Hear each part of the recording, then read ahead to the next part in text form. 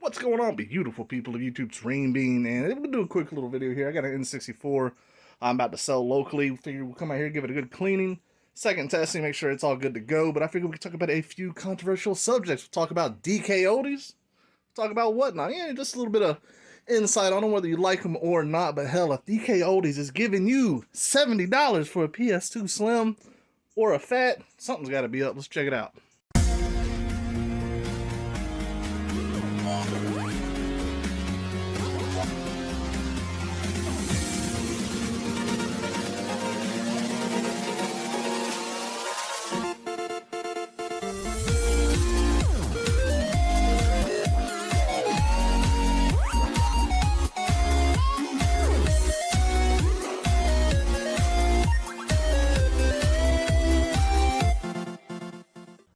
We got it plugged up here, and I already know it works. The reason I say second testing is because anytime I sell something locally, I always like to film it, just a little short clip. It will obviously be the YouTube video. It'll be a little short clip of me holding the phone, showing the unit, and showing that it actually cuts on and plays. That way, they feel more trusted, and I'm not going to get hit with that, hey, this doesn't work, because most likely their TV isn't set up right, or they don't know how to get it set up right.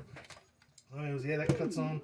Of course, I always forget to put the N64 controller in, and you got to restart the console.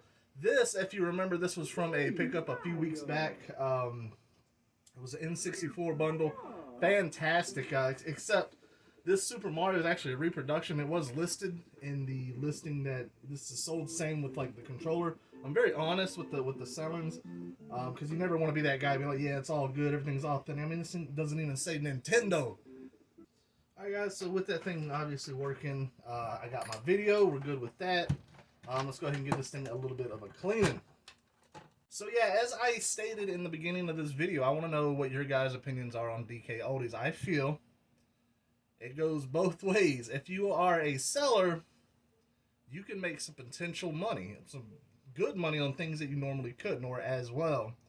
If you're a buyer, oh man, you getting hurt.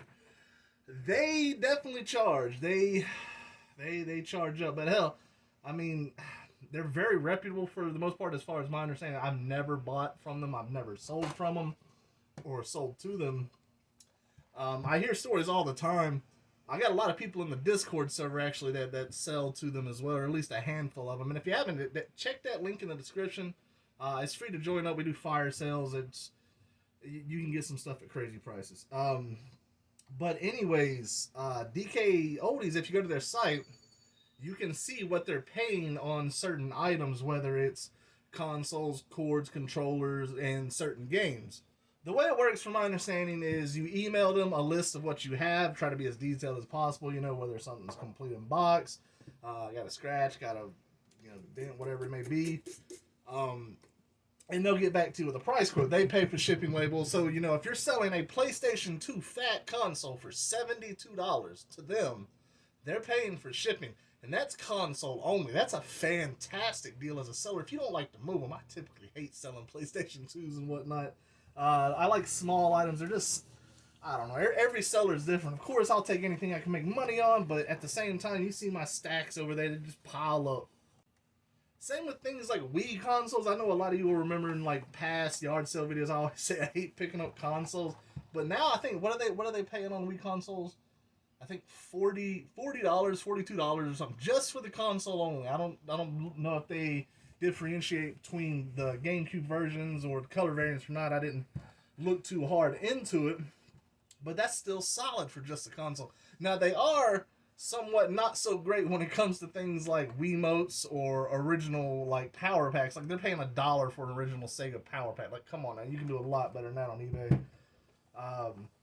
But again, that's why I'm wanting to know what your guys' thoughts are on these things, because I get why they're able to pay so much for like a PlayStation 2 if they're going to sell the thing for like $200.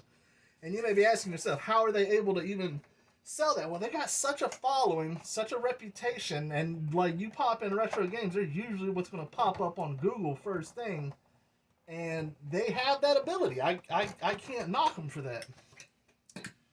Is it ethical? Is it whatever it is? That's the free market. This is what business is. So I can't get mad at it. But now You know, if they're watching, they may hate me for saying it, but if you're a buyer, you better watch out unless you just got some money to spend. Because I've seen some crazy prices on there for things. They're paying for Game Boy Advance some of the Pokemon games that are $100. They're paying $90. So imagine the upcharge they're doing on that. But again, it's reputable. It's what it is. If you go to a steak restaurant, you know that steak didn't cost no damn $30. You're paying for the experience. You build up a following on eBay and whatnot. They trust you. They know what they're getting into. Doesn't mean necessarily need to upcharge them, but it is what it is. I don't know if you guys know this, but a toothbrush is your best friend when it comes to cleaning consoles, getting in the grates and whatnot. That and the air compressor. Well, you can't go wrong.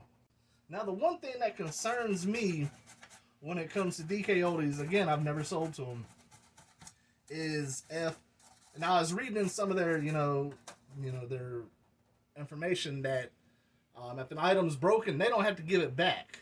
What if it breaks during shipping? What if it's something that you know is working and for some whatever reason it didn't work there? Let's say it's something crazy like Fatal Frame 3 on PS2 or something.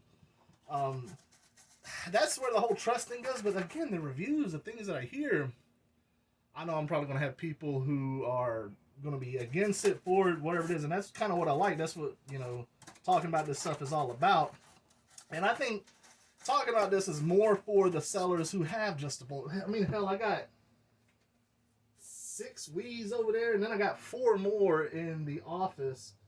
Those PlayStation 1s, the original PlayStation 1, with the cords, they are paying $30. I can't sell those to save my life. I can list them locally for like $50 and they will sit for a month or two, or I can just unload them real quick. It might be interesting or a fun idea.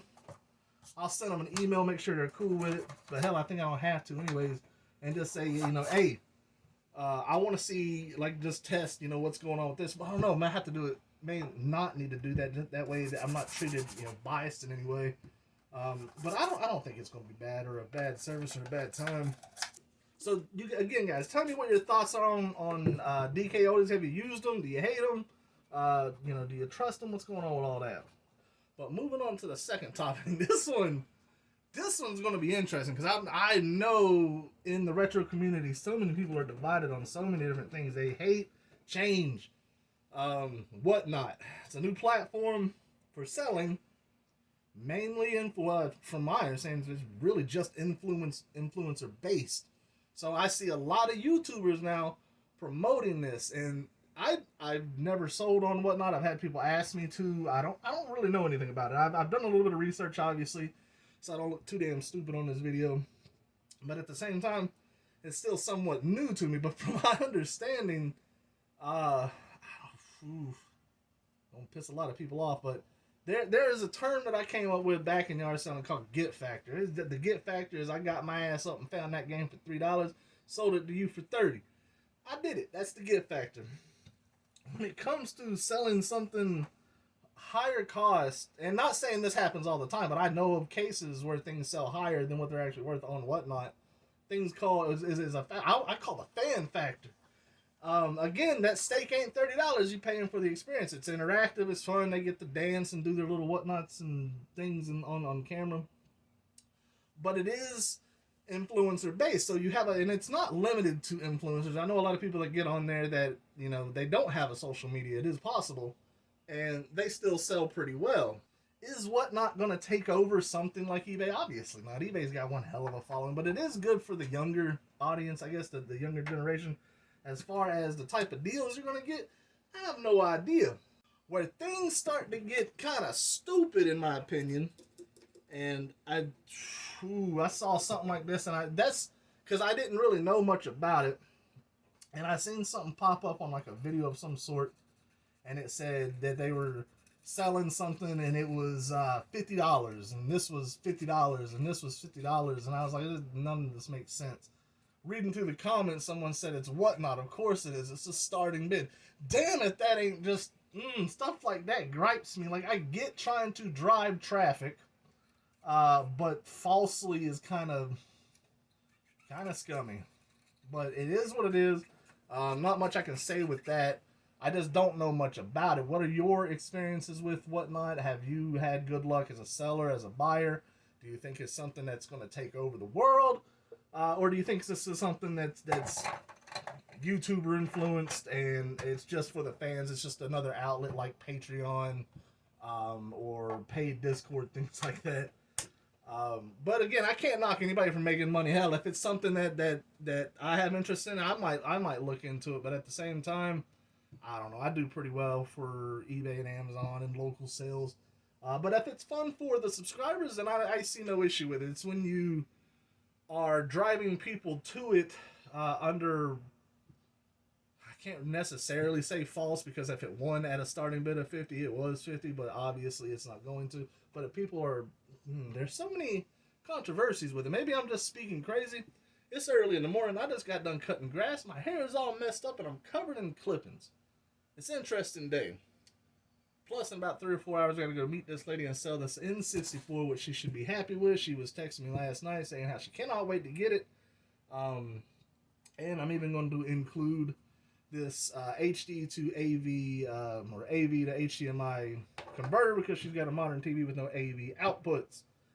And I sold this for $100. The reproduction Super Mario 64, standard jumper pack, and aftermarket controller. I'm good to go with that. But anyways, guys, tell me your thoughts on the things we talked about today.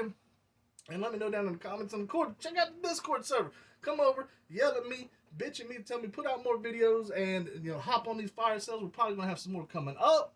And as always, guys, take care. Enjoy the rest of your day.